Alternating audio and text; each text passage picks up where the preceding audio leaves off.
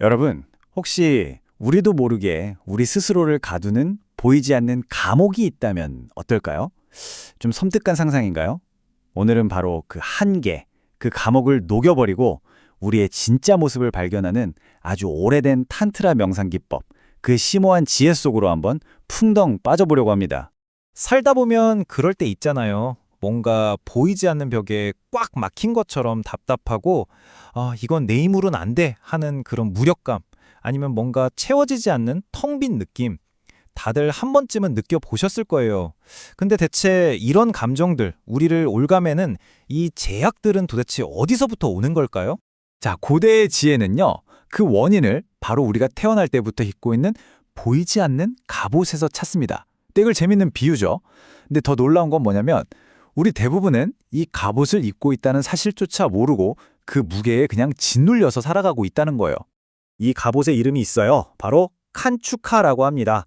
이게 산스크리트어로 껍질이란 뜻인데 말 그대로 우리의 무한한 본질 위에 겹겹이 씌워진 5겹의 망토? 뭐 그런 거라고 생각하시면 돼요.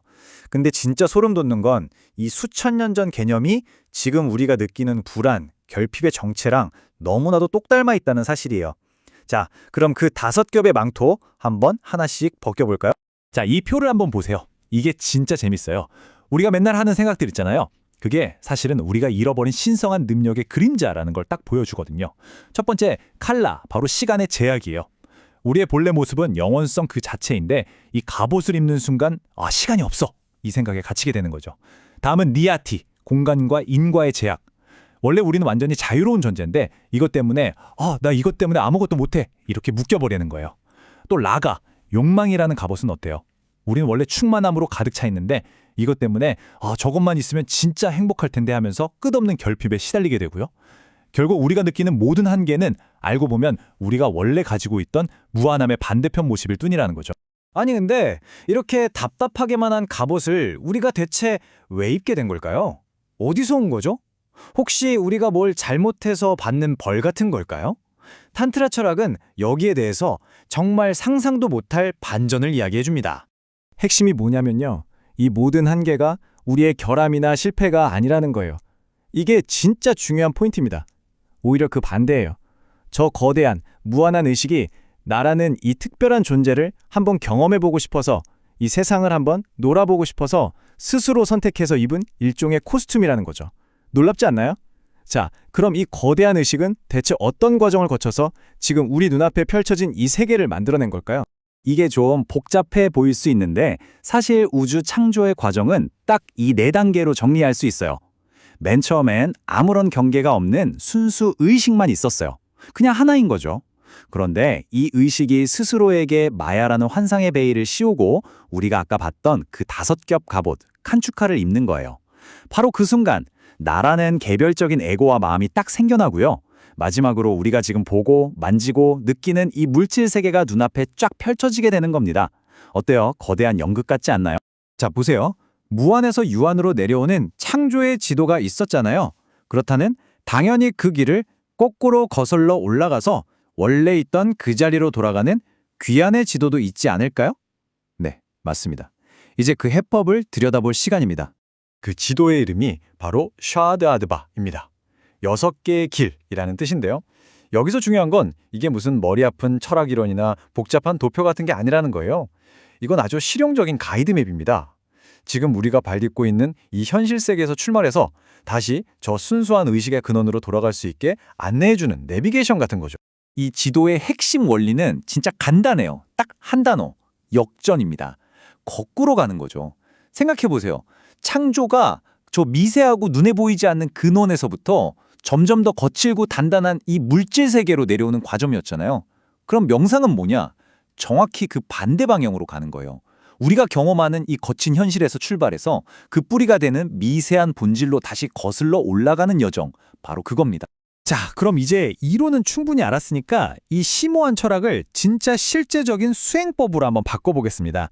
도대체 어떻게 명상이라는 도구를 써서 이 거대한 우주를 녹여버리고 우리의 진짜 모습으로 돌아갈 수 있다는 걸까요?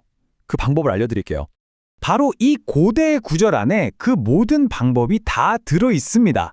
핵심은 이거예요. 우주 전체를 명상의 대상으로 삼는 겁니다. 그리고 그걸 점점 더 미세하게, 더 섬세하게 들여다보는 거죠. 그러다 보면 결국 그걸 보고 있는 나라는 마음조차 스르르 녹아 없어진다는 뜻입니다. 자, 그럼 구체적으로 어떻게 하는 건지 3단계로 나눠서 한번 살펴볼까요?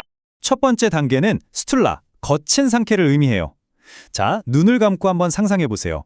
지금 내 발밑에 있는 이 단단한 땅부터 저 하늘 너머 가장 멀리 있는 별까지 이 물리적인 우주 전체를 마음의 눈으로 그려보는 거예요.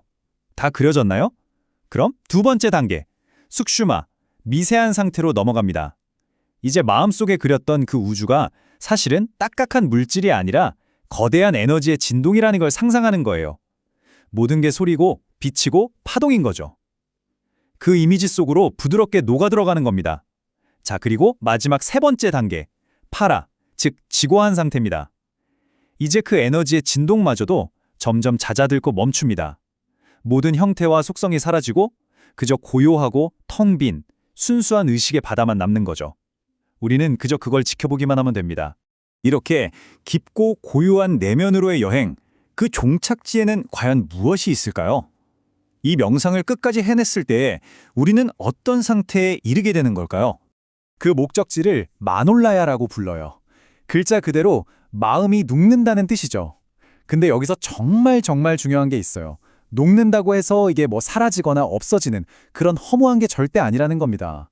오히려 그 반대예요. 나라는 이 작은 생각의 껍질이 녹아내려서 원래의 나였던 저 거대하고 무한한 자기 자신과 다시 하나가 되는 것. 이건 거의 황홀한 재결합에 가깝다고 할 수 있죠. 네, 바로 이게 이 모든 여정의 최종 목적지입니다.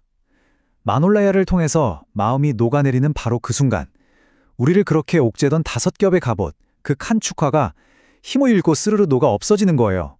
그럼 어떻게 될까요? 그 갑옷 속에 늘 있었지만 우리가 보지 못했던 그 눈부시게 찬란한 의식이 마침내 자신의 본 모습을 드러내는 겁니다. 자, 오늘 준비한 이야기는 여기까지입니다. 마지막으로 여러분께 이 질문 하나를 꼭 남겨드리고 싶네요. 만약 여러분을 제약하던 그 모든 갑옷이 바로 이 순간, 한순간에 사라진다면 그 안에서 당신은 과연 누구를, 그리고 무엇을 발견하게 될까요?